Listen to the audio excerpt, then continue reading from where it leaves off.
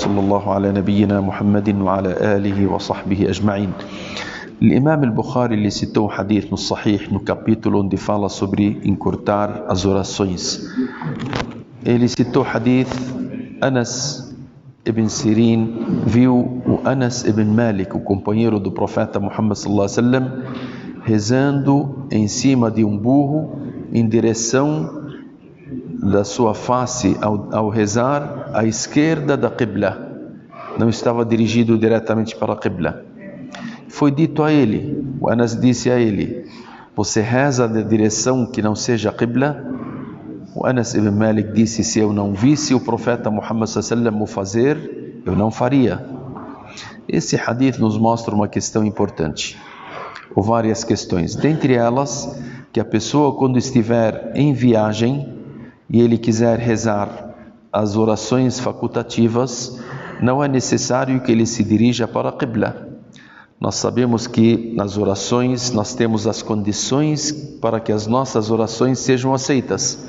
Dentre as condições, a purificação do seu corpo, a purificação da sua roupa, a purificação do local, a entrada do horário da oração e a direção da Qibla. Essas são as condições para que a sua oração seja aceita.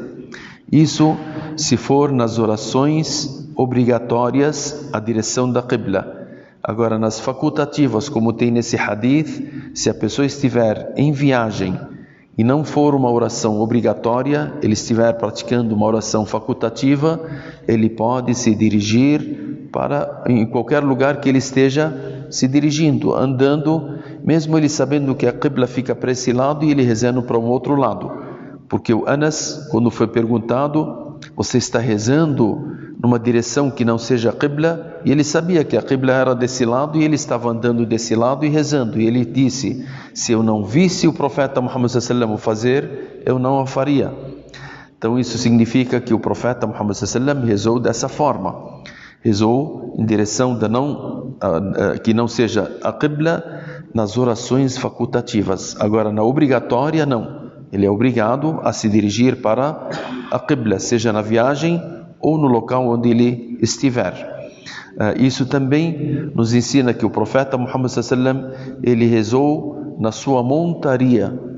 Isso em relação às orações facultativas. Na obrigatória, o profeta Muhammad sallallahu alaihi wasallam, ele descia e rezava em pé, porque é uma das obrigações da pessoa, um dos pilares da reza. Se você tiver condições de rezar em pé e você rezar sentado, a sua oração obrigatória não é aceita, porque você é obrigado a rezar em pé, e rezar em pé para a pessoa que tem condições nas obrigatórias, isso é um dos pilares.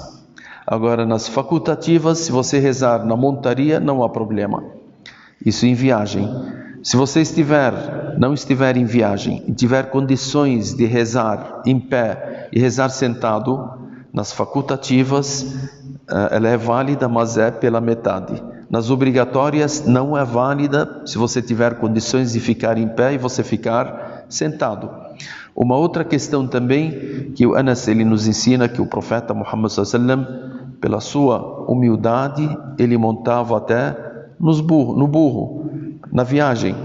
E tem um hadith do Abdullah ibn Umar, que o profeta Muhammad sallallahu alaihi wasallam, quando ele estava viajando para Khaybar, na batalha de Khaybar, ele foi em cima de um burro.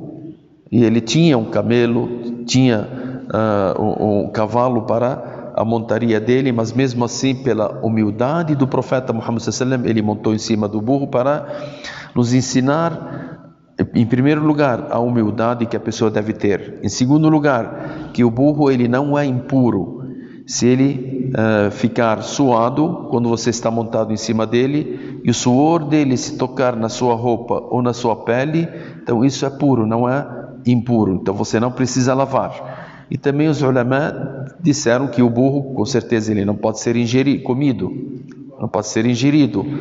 Ele não é permitido, porque na batalha de Khaybar ele foi impedido de ser ingerido. Antes disso ele era permitido, mas depois o hadith do Ali ibn Abi Talib, que ele citou para nós, que o profeta Muhammad sallallahu alaihi wasallam disse que na batalha de Khaybar Allah subhanahu wa ta'ala proibiu a pessoa ingerir a carne dos burros e jumentos.